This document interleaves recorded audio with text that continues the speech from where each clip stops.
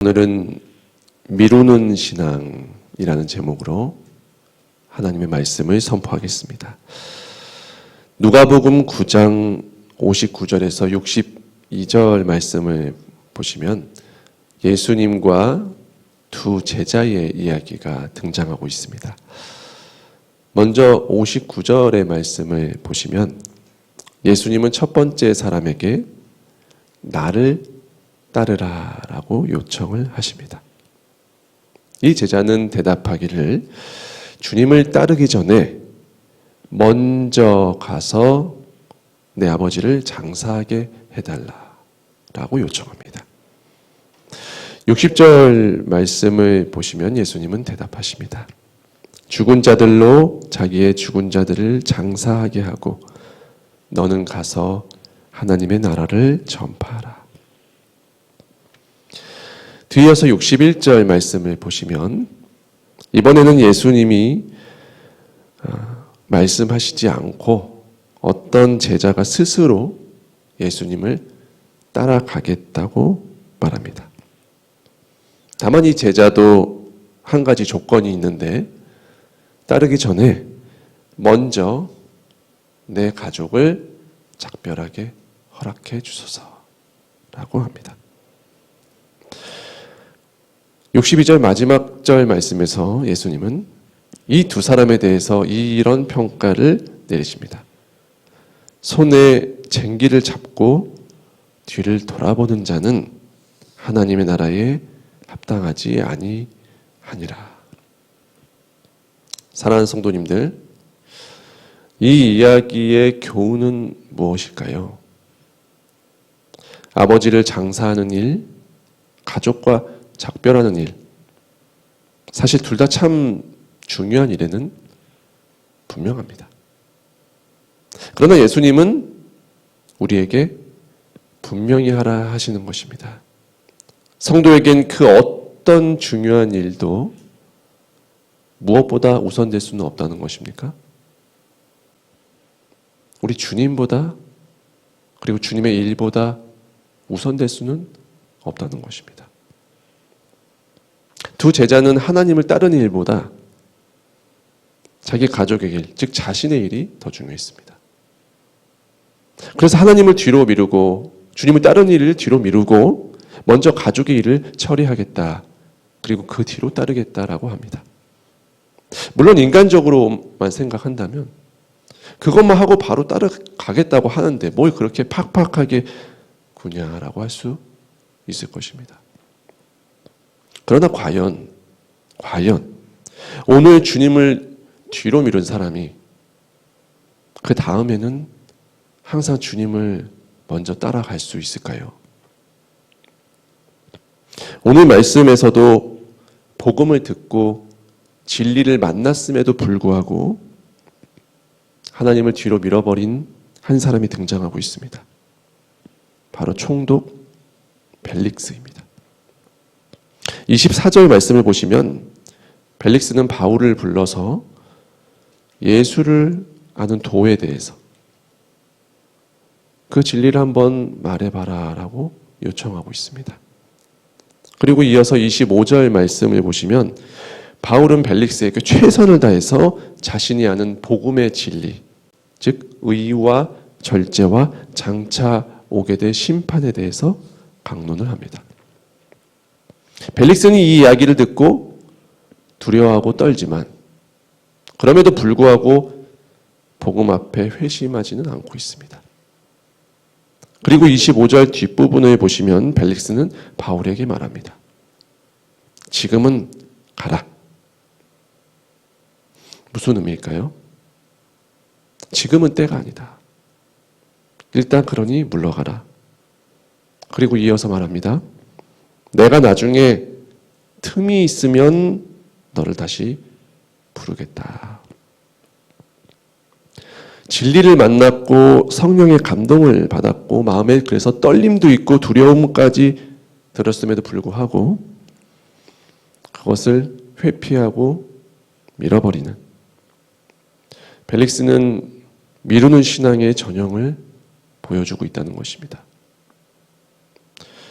26절 말씀을 보시면 벨릭스는 그 뒤로도 2년이라는 아주 오랜 시간 동안 바울을 자주 부릅니다. 그리고 이런저런 이야기들을 많이 나누고 있습니다.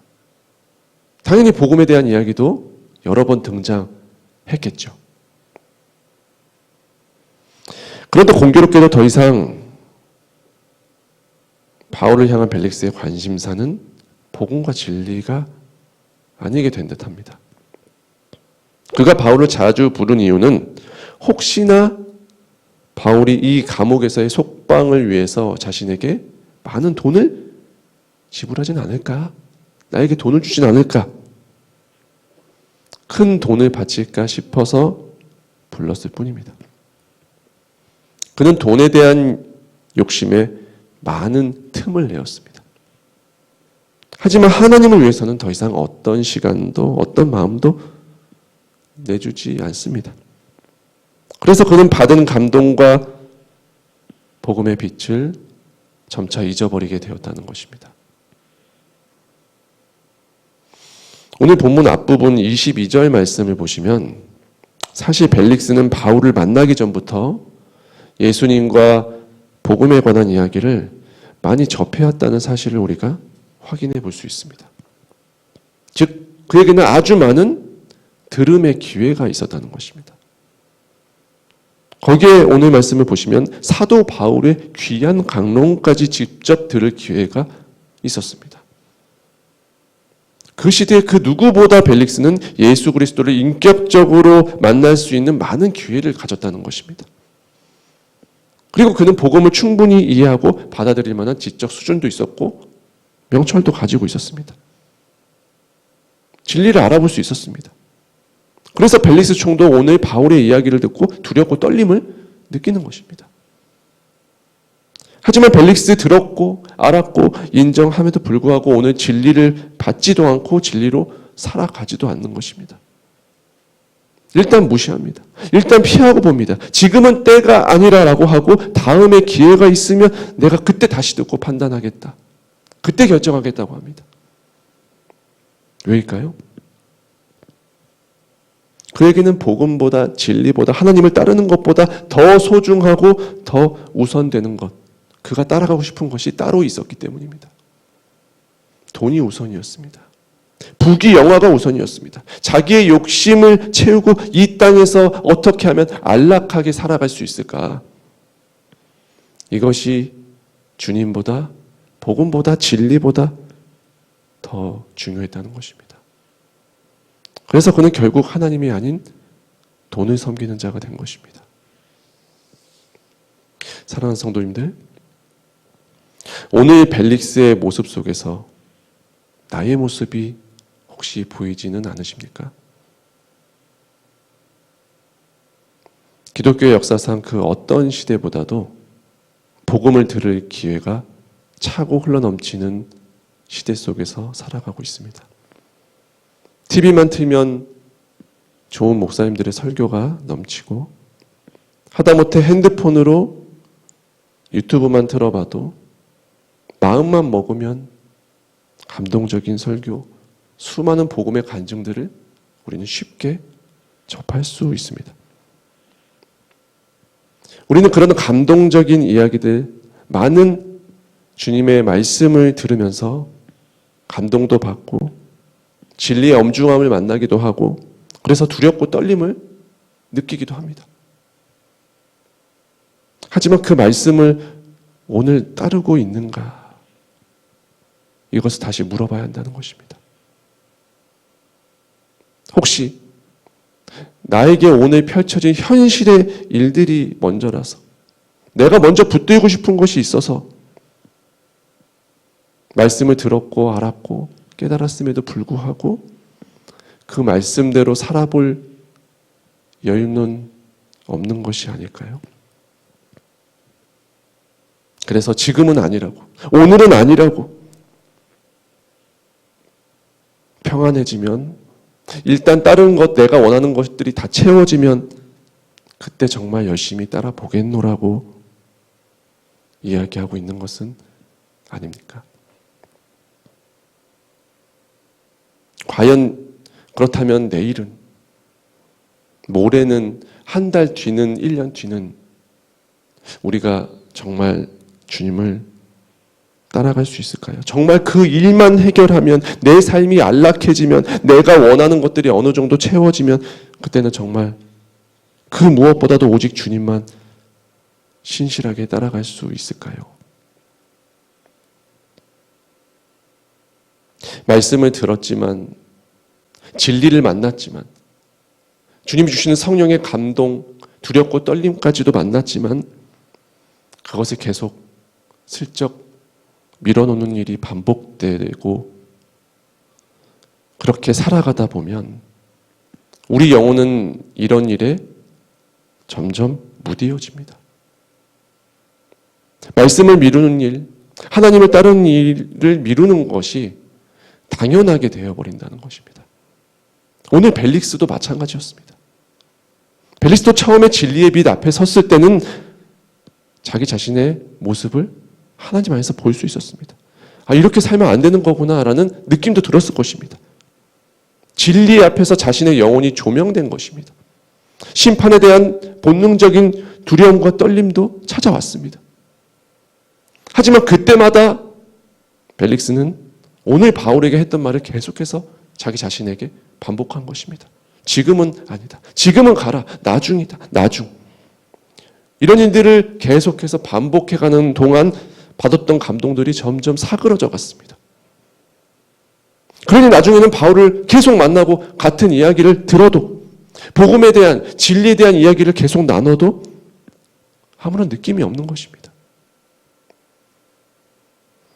알아는 들었고 성령의 감동도 있지만 오늘 그 말씀에 우리가 반응하지 못하고 그것을 살아내지 못한다면 결국 그 받은 감동과 성령의 교통마저 소멸되는 것입니다.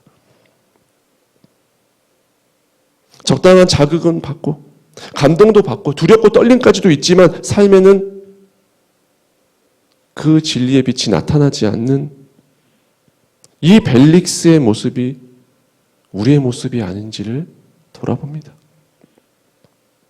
그동안 수많은 말씀을 받았습니다. 그 말씀에 감동도 받았습니다. 많은 깨달음이 있었고 주님의 은혜로 성령의 찌르심을 경험했고 알고 보았습니다. 그 많은 은혜를 주셨음에도 불구하고 오늘 나에게 뿌려지는 이 진리를 얼마나 붙들고 살아냈는가 질문해 보면 저부터가 주님 앞에 부끄럽습니다.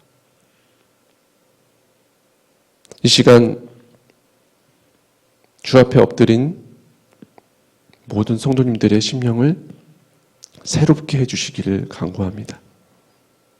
혹시 오늘 우리의 모습 속에 벨릭스의 모습들이 있다면 이것을 깨끗이 치워주시고 이 미루는 신앙의 타성에서 벗어나기를 간절히 원합니다. 오늘 받은 말씀에서 삶에서 신앙하기를 원합니다.